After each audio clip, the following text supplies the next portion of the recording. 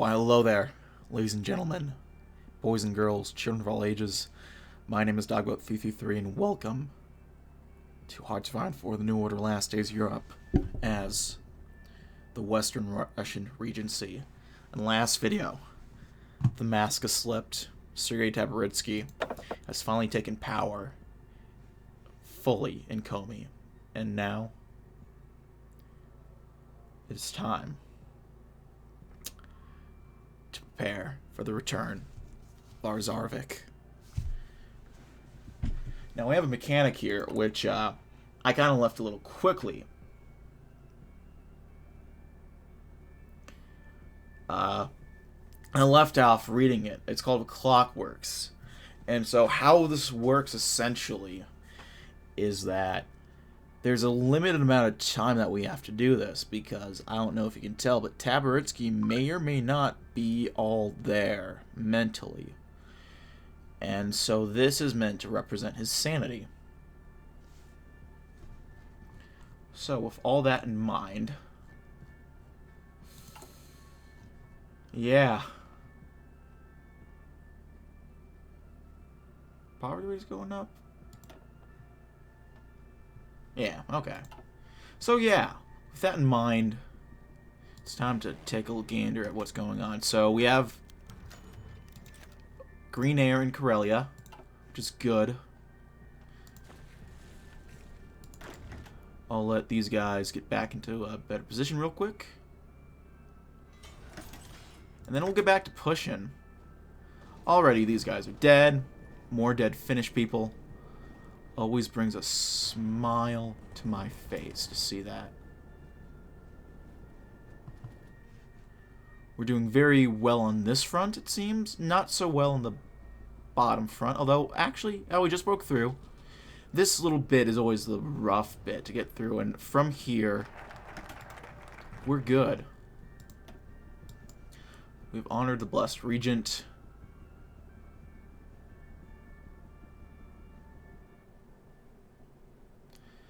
Now, let us go towards absolute purity. It's not enough for those who rule to be pure of heart. The lands of Russia are infested with a multitude of vermin. Jews, Tatars, Asiatics. These parasites suckle themselves in the lifeblood of the empire, growing fat and healthy at the expense of God's chosen people. No longer shall the noisome presence of subhumans be tolerated in our holy empire. Time and again they have betrayed Russia, always pursuing the allure of wealth and self-aggrandizement. After every betrayal, they beg and plead for their miserable lives, appealing to the good Christian morals of their rightful rulers. Many were thus deceived, but not the regent. For all their faults, the Germans, guided by God, have shown us the way. With bullets, blades, fire, and gas, we shall forever cleanse Russia of her enemies. We have some free military factories. Get working on some CAS. All glory to the regent, proclaimed the poster. Hail he who walks in God's footsteps. It happened almost overnight.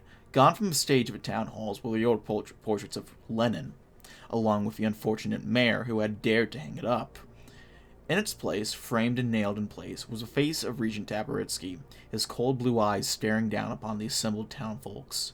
Similarly, someone had hung a framed photograph of him above the mayor's desk. The same afternoon, a truck rolled down with armed men sitting in the flatbed. As they climbed down and took up positions, the driver stood up of the cab and held aloft a megaphone in a portrait of the regent.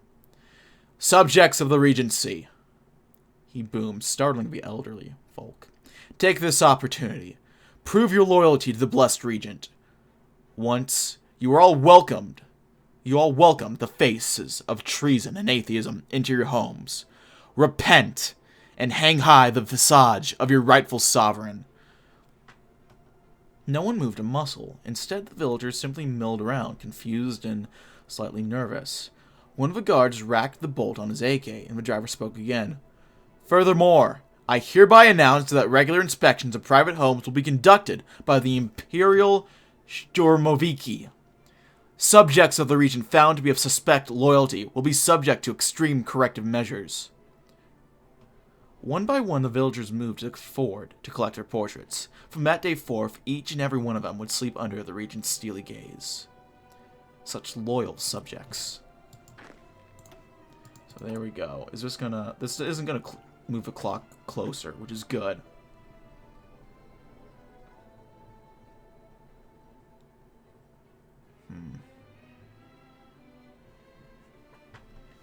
Well, there we go.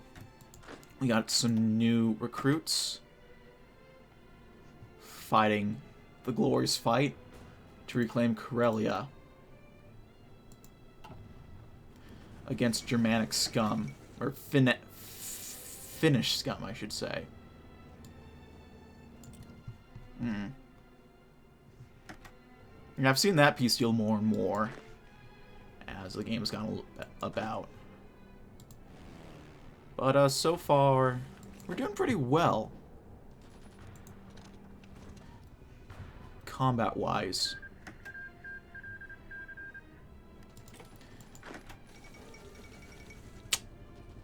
Bolshevik scum. They have prevailed.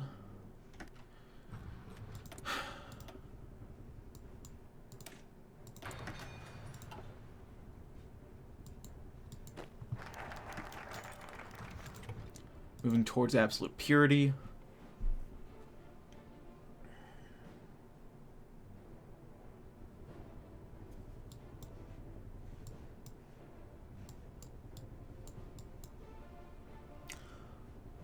Let's go ahead and repurpose the gulags.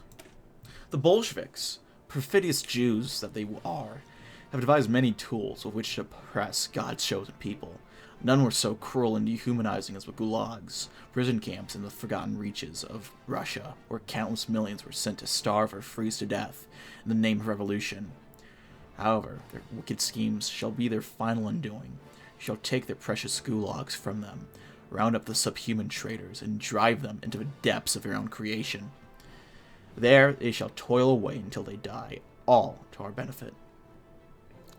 Turning their weapons of the enemy against them is of grave danger to one's soul, but is nevertheless the most satisfying thing to do. So our penal system will change to penal slavery. Oh no. So monthly population reduction reduced by 15%. The more recruitable population. It's very nice. More stability, less research speed, and an insane amount of free repair in our factories. So we're moving towards absolute purity, so we're getting more Burgundian system support. And I'm curious, are we losing people? We are still not losing population in these states yet.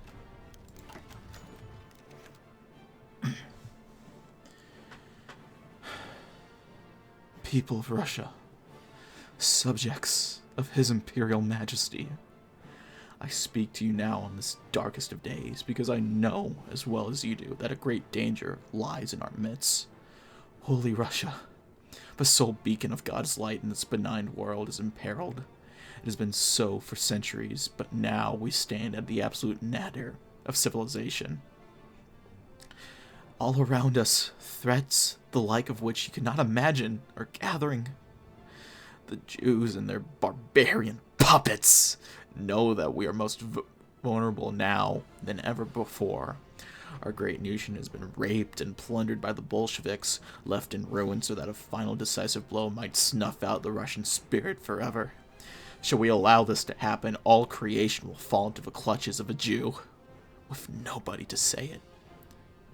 But I, blessed regent of the Holy Russian Empire, will stand firm. Russia is not yet lost, my brothers. She is bruised and bloody, but she still lives. Her salvation is still within reach.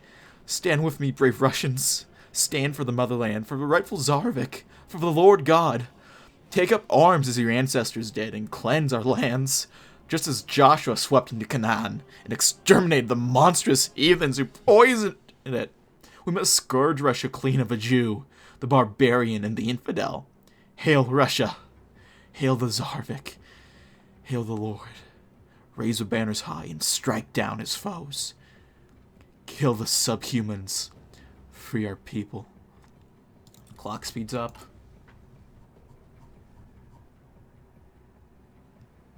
steadily grinding forward.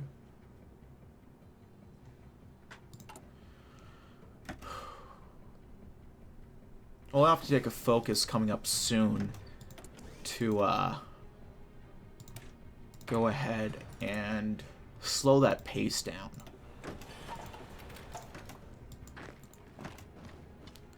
We'll move into the Karelian Peninsula a bit more. Maybe we can just take Murmansk here now. Let's do it on this side of the border, and then we'll take it from there. Let's stay on that side of the river, I meant to say.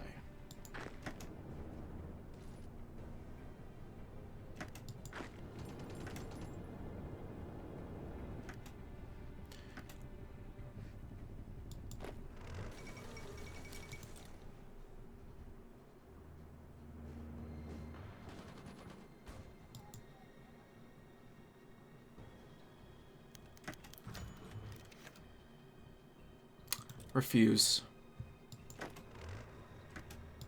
We suffer not the traitors. They are lucky that we even grant them their independence. But we will come. We will come for them.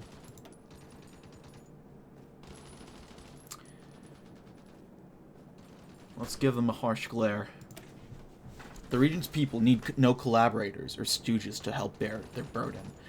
Russia has always stood by itself, a lone tree standing defiant against ill winds.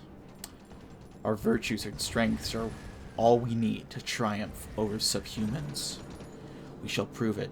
Jews, Tatars, Kalmyks, Komi, Udmurts, Buryats, none are a match for the iron will of the Russians.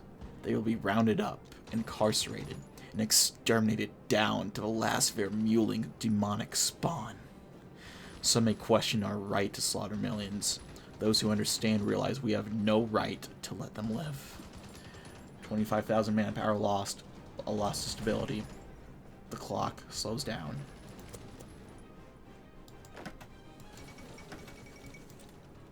Shield has fallen.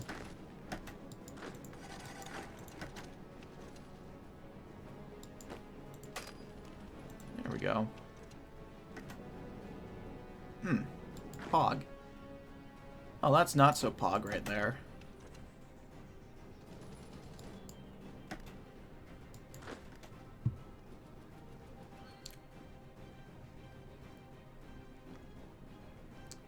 We're moving into the borders before the Second World War broke out.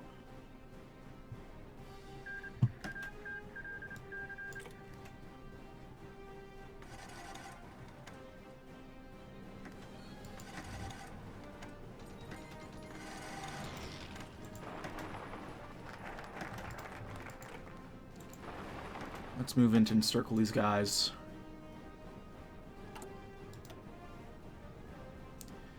And let's put bounties on parasites. The regent, blessed as he may be, is not possessed of the Lord's omnipresence.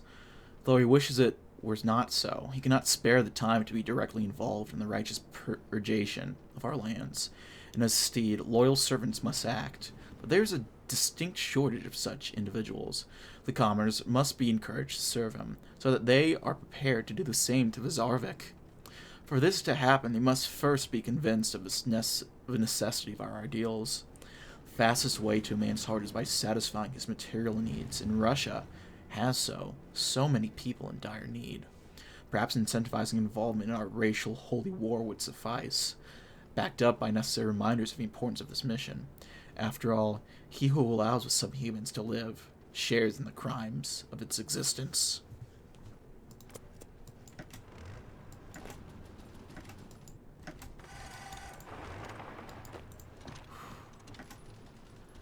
I don't think I'm getting monetized for the rest of the series.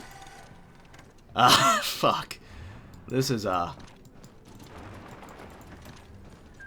mean, I knew this was gonna be rough. But, this is rough. This is heavy shit.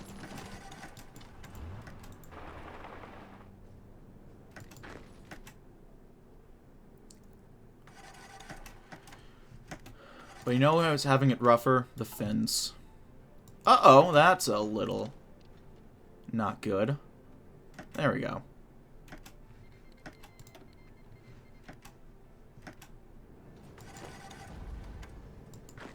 Now move, take Vipori. Or should I say Viborg?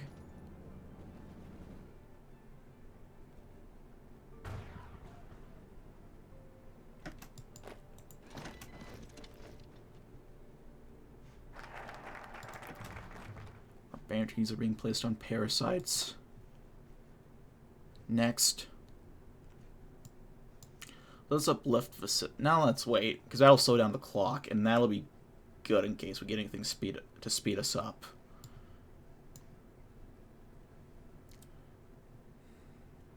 The cult of Tsarevich. Whether Tsarevich Alexei is hiding, surely he is living a most blessed life. Raised by gentle, caring men of God, he has certainly been instilled with all the virtues of a great and holy ruler. More than that, he carries the sanctified blood of his martyred father within his veins, setting him up above all other men. Even among the racially superior of the world, he must be the most exemplary specimen. All the people of Russia should know this, from the lowliest peasant to the highest noble. The Tsarevich is a sacred prince, promised directly to our region by the Lord. He shall be as glorious and perfect in all forms and mind as Christ himself, King of kings and ruler of rulers, our golden child, our blessed prince of longing. All of Russia shall know of your glory from now till judgment day. Your region shall ensure that none ever heed your voice of Satan and defy you as the Jew Tatar Lenin did. By enshrining the region's unworthy earthly authority, the stage shall forever be set for you to assume the throne in perpetual, unquestioned peace.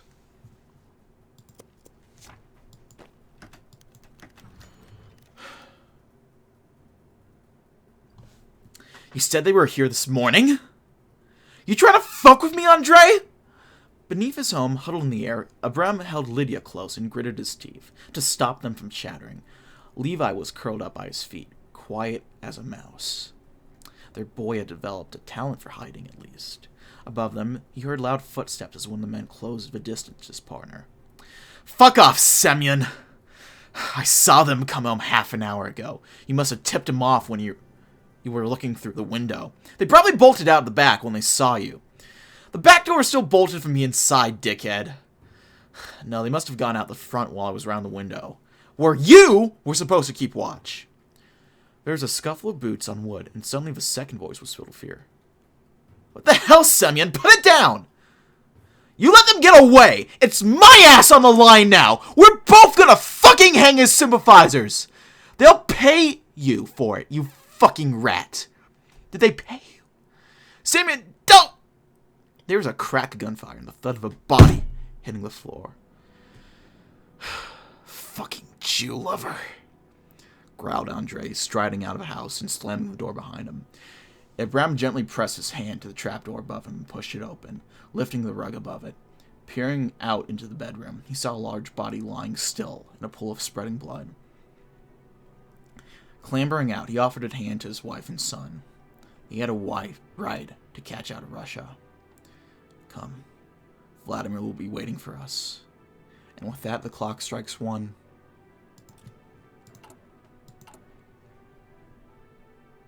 Slowly skipping forward. Let us consider our destiny.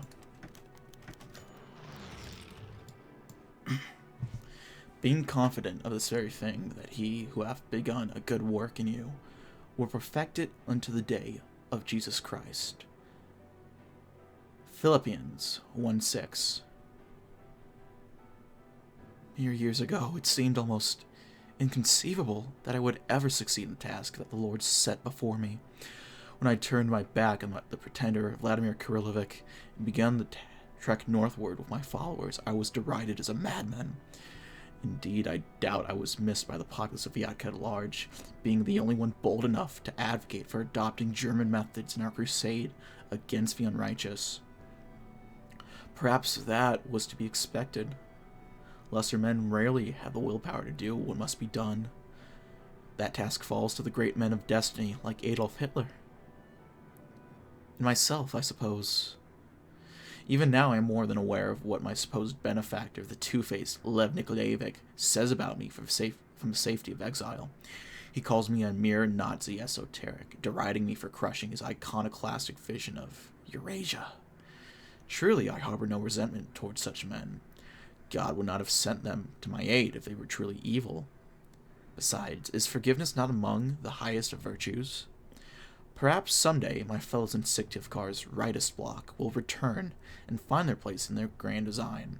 I shall ask Saint Ephraim, the Syrian, to intercede on their behalf and show them the true path to salvation. God willing, they will come to understand in time. Counsel them well, Lord. Let's appeal to the church.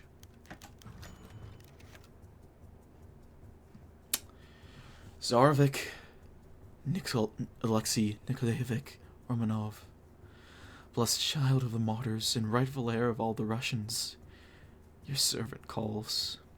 I implore you, heed my prayers. Taboritsky waited in the darkness. Not a single light illuminated his private chapel. The clouds were thick tonight, and not even the faintest moonbeam shone through the highest wonders. After several minutes, he heard distant whispers and a presence on either side of him. He felt a mild pang of disappointment.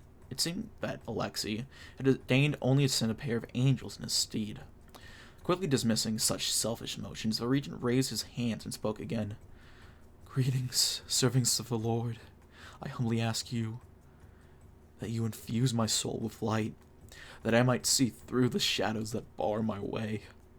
The whispers grew louder, though Taboritsky could not comprehend the language. Somehow he still understood the meaning.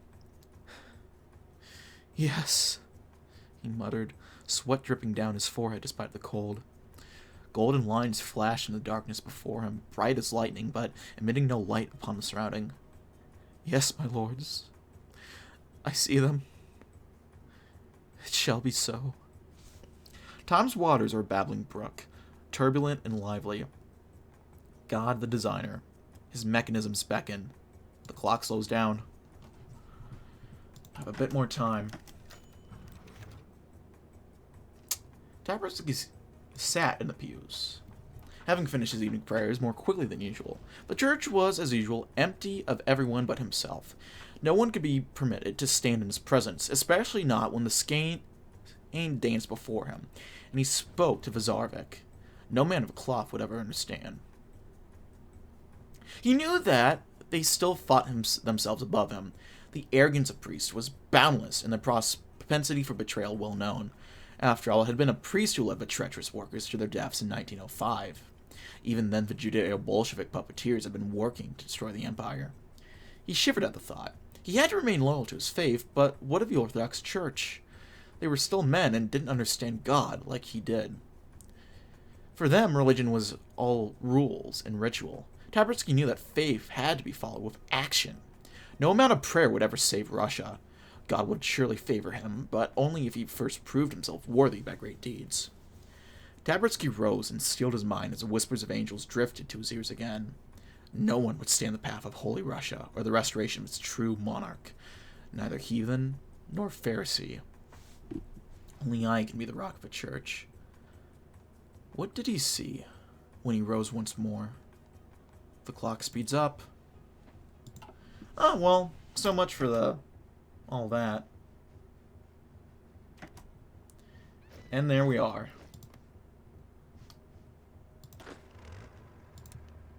With that,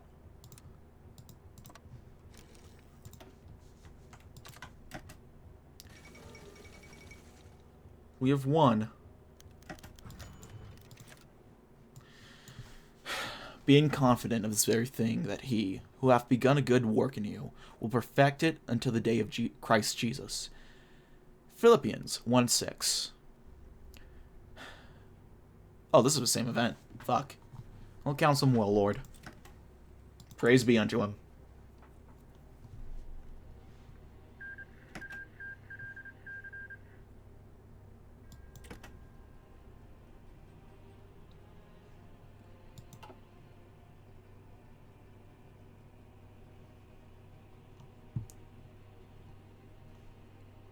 Well, The clockworks have disappeared for now. Oh no, they're just at the bottom. Slowly slipping forward. Never enough to guide. Let's get some base bleed going.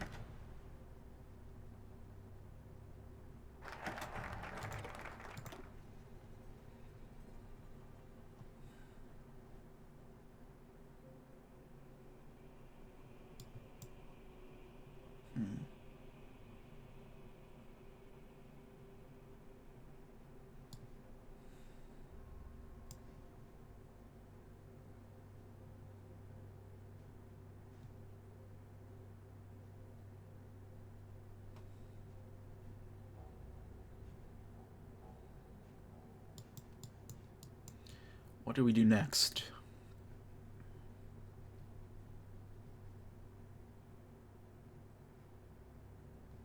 Perhaps we do Imperial artwork. Russia's culture, once the pure inheritor of Rome's legacy, has been polluted to the point that the region weeps to even behold it. 1,000 different and equally degenerate influences now sully every form of art in our beautiful nation. Worst of all are the idolatrous and perverse squirrelings of the Bolsheviks, venerating the proletariat rabble in their abominable atheistic state above all. True art, directly from the halcyon ears of the Romanovs, is the only acceptable expression of Russian culture. All Bolshevik filth must be scourged away with fire, along with the scribblings of vile writers like Pasternak, the Jewish infiltrator. Oh, speaking of Pasternak, Central Siberian Republic is hanging in there. Seems the Sembrists are doing well. There is increasingly little room for the icons or traditional saints in the churches of Holy Russia. Not even the Blessed Regent would dare to commit the sin of diminishing them, but his regime has other priorities. The center of attention of late is always the same, the great icon of Tsarevich Alexei Nikolaevich Romanov, commissioned by the regent Taboritsky and elevated to a place of pride in the church. There are protests, cries of idolater, but even men of God have limits to their courage. In time, all Russia will venerate the blessed child of its murdered Tsar. When Alexei is found and assumes his rightful throne, the people will kneel to him, as they should, God's own representative on earth. Our immortal sovereign will come, and he will reign over Russia for all time. He will come. The clock speeds up.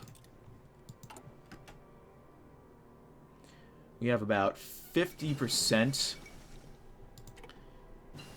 51% support of our party, and everything else is just sandwiched in between.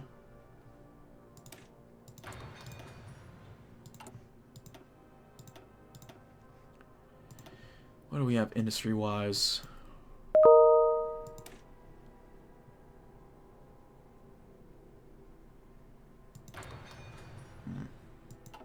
Someone asks for help. Oh, I gotta reply to this email.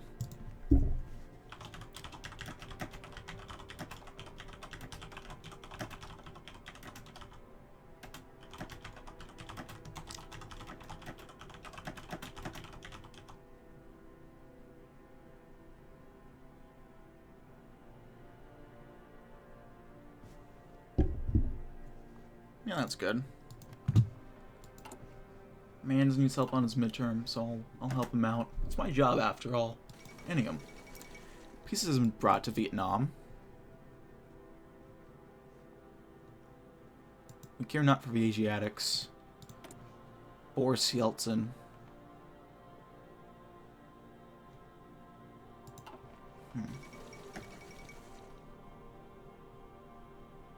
Burgundian bunkers.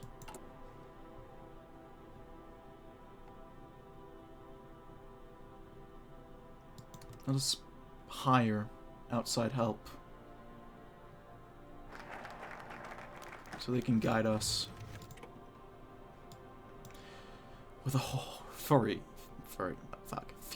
unseen since the Reformation. Iconoclasm has once more taken hold in the world, heralded by the blast of dynamite and the roar of bonfires. Fingernails tear at posters glued to walls, axe hack apart heathen altars, and portraits of false rulers are consigned to the flames. Exhorted onwards and threatened by by the Shturmoviki, the subjects of a region are cleansing the image of Holy Russia. The iconoclastic fury has subsided. The fires return from destruction to creation, forging new golden edifices for the Orthodox Church. Pens and typewriters will speak of a region's glory and print paeans to the Lord. Where soulless concrete once stood in the shape of monuments to workers, false monarchs and ideologues, stone and marble will rise once more. True art and architecture, embodying centuries of tradition, returns to the motherland. This time it shall stand for 1,000 years. Glory be to God.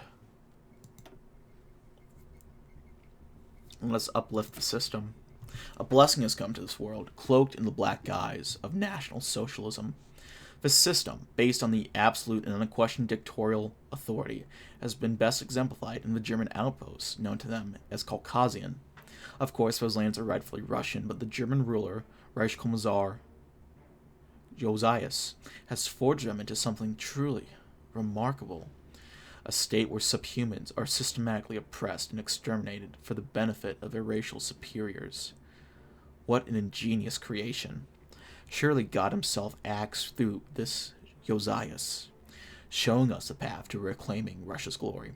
Through the proper application of this Burgundian system, altered to suit our needs, the rule of the region and the Tsarevich will be unassailable. At the same time, it allows us to cleanse Russia of impure races, forever securing it for the true master race. 5% Burgundian system support, and the clock slows down.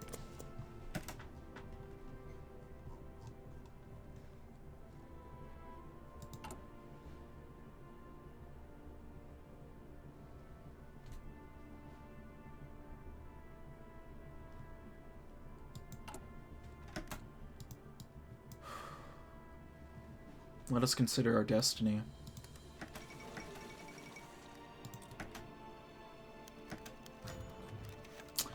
The days of visitation are come. The days of repaying are come. Know ye, O Israel, that the prophet was foolish, the spiritual man was mad, for the multitude of thy iniquity and the multitude of thy madness. Hosea 9:7. One was unfortunately indisposed recently. It appears that I was taken ill. I have little recollection of the past several days, and my physician is insistent that I rest. Treasonous talk. Treasonous. Of course it's not treason. What are you writing? I have had to sleep for a time. The night and the dream were long. There were no night lights. The skein eluded me, though I searched long for its silk and weave. Becoming harder to piece the lines together, it seems. It's meaningless, you fool! I don't understand. I can't read the lines. The coals, the darkness, the gleaming altar, all lie cold and empty. It's cold. It's so cold. The clock slows down. Slowly skipping forward.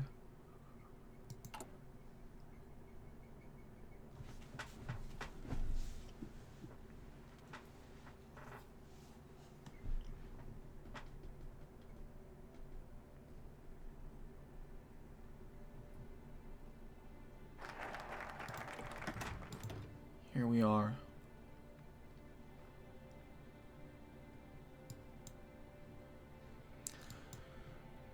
Let us look to the wealth of Russia. United, Russia would be the largest and wealthiest nation in all creation. Great swaths of verdant agricultural land stretch from Ukraine to the depths of Eurasia. Beneath the earth, there's a veritable bounty of mineral resources. Iron, coal, gold, and 1,000 more gifts of God besides. Standing above it all, ready to exploit and be exploited in turn, are countless millions of faithful meat for the grinder. Sadly, the majority of Russia is out of reach for now. The region must make do with what the Lord has provided us. The entirety of our land's wealth must be put to use immediately, and with maximum possible efficiency, to begin the reclamation of lands beyond the Urals. Let it be.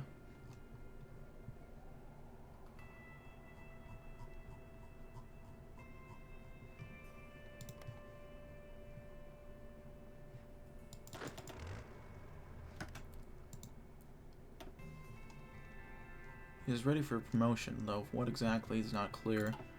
He's not ready for promotion. Fucking execute him. I feel bad for all the white generals who are integrated with Vyatka and now have no fucking idea what they are involved in.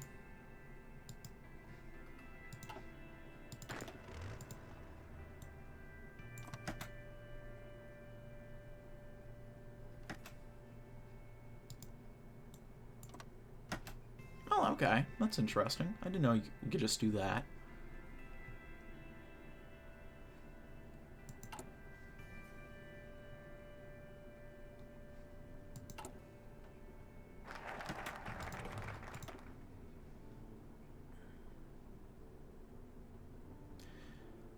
Now let's go for a virtuous education.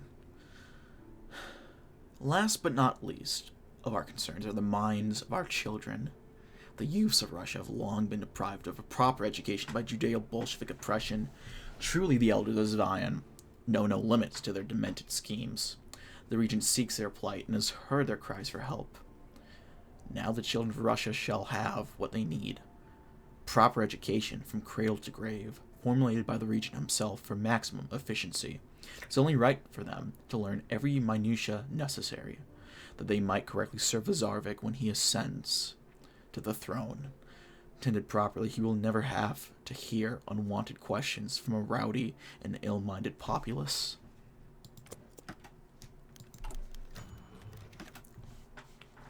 A poor showing, Taboritsky thought as he closed the comprehensive report on the regency's finances. Poor indeed. Western Russia was one of the most resource-rich areas in Europe, but this was all his esteemed treasurer could scrounge up. A paltry few billion in taxation. Had the people been utterly deprived by the Bolsheviks for the benefit of the Jews, or were they hiding something for themselves? Both, he supposed. The former could have easily led to the latter. The regent rose and meandered to the window of his study, a glass of Breton wine in his hand. From there, he could see the smoke rising from chimneys on the skyline. Beneath, he knew there were thousands of strong Russians working day in and night to forge the arms of victory, but it seemed those same workers were holding out on him. The Soviet Union had been a workers' state, had it not? Surely their loyalty was questionable at best.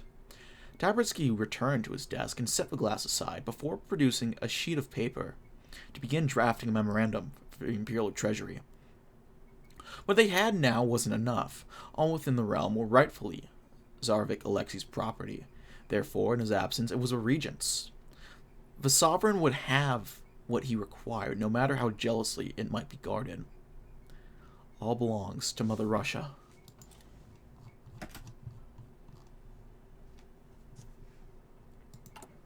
Tick, tock. Tick, tock.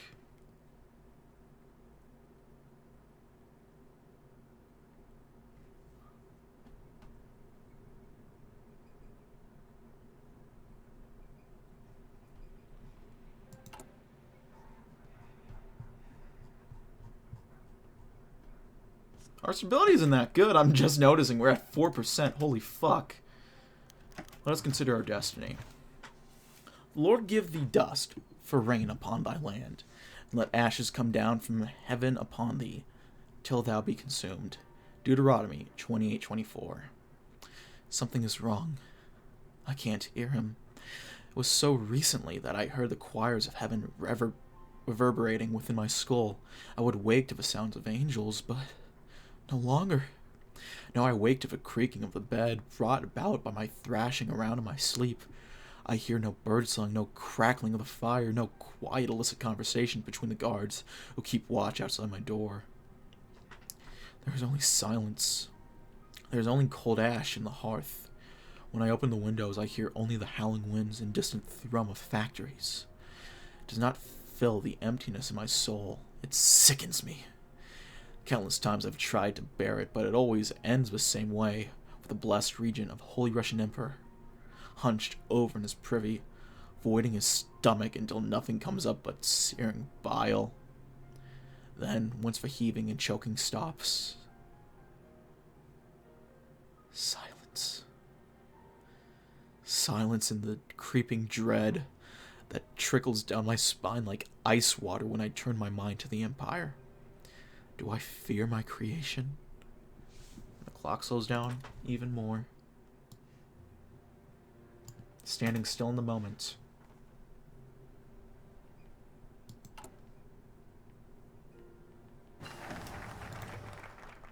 Most virtuous education.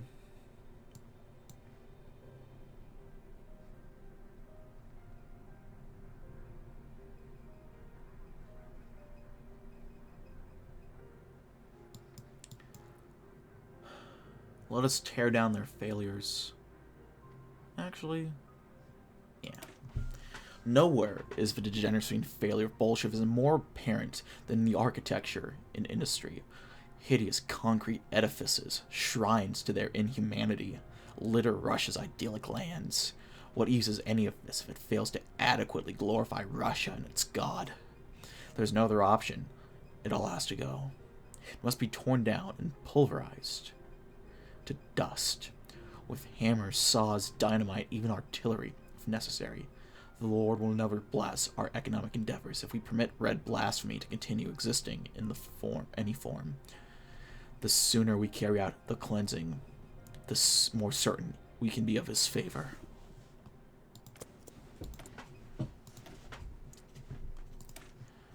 Let's not do artillery. We still got to catch up on that. Maybe some aircraft.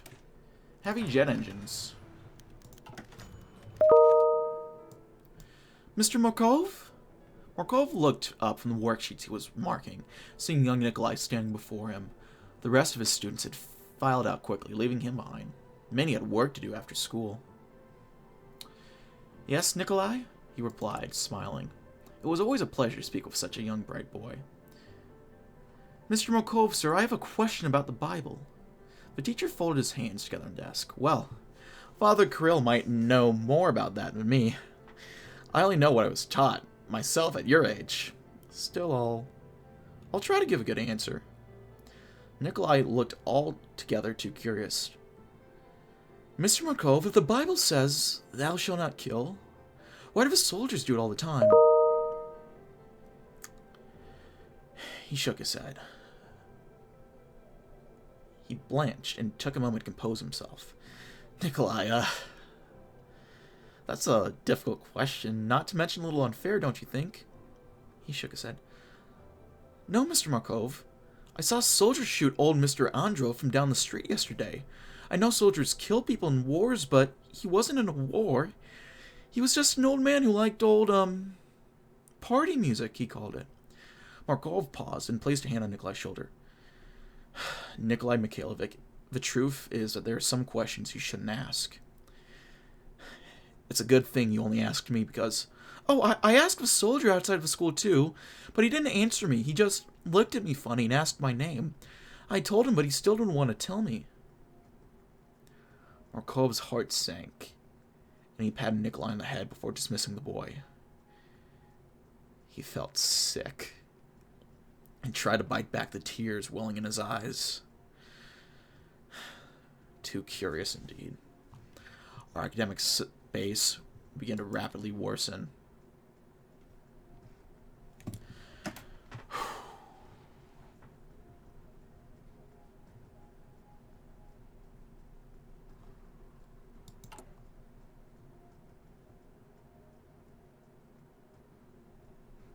I'm getting emails about people wanting me to look over their midterm, so I'm going to have to make this next part a little quick. How's our economy doing, huh? Oh my god, we have a deficit of $5 billion. Holy shit. Well, yeah, that kind of complicates things. But we've torn down their failures.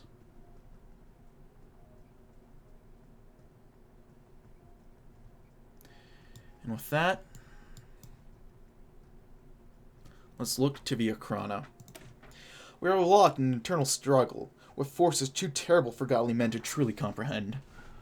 The world sinks deeper and deeper into the muck of degeneracy with each passing day.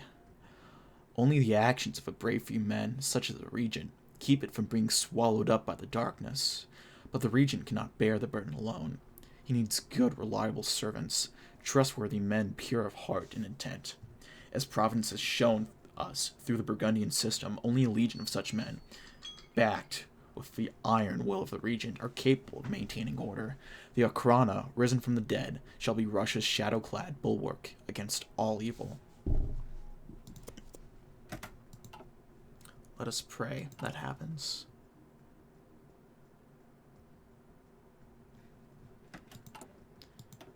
And with that, I bid you all farewell. Hail the nightmare. Long live Alexei.